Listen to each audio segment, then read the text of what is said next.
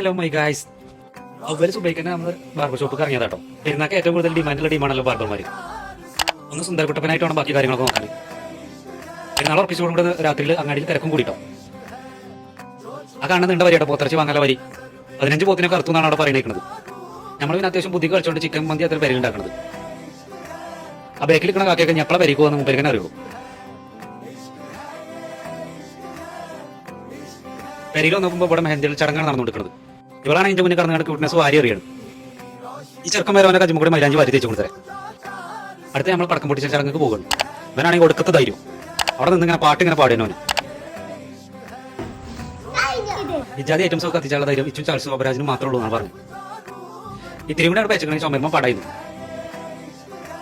ഇച്ചാണെങ്കിൽ കുട്ടികളെ മുഖത്തായിട്ടാണ് അത്ര ഇഷ്ടം. ഈ ചങ്ങായി ആണെങ്കിൽ നിന്ന് ഇങ്ങനെ വരുന്നതല്ലാതെ പൊട്ടി തെറിച്ചൊന്നും കാണാല്ല.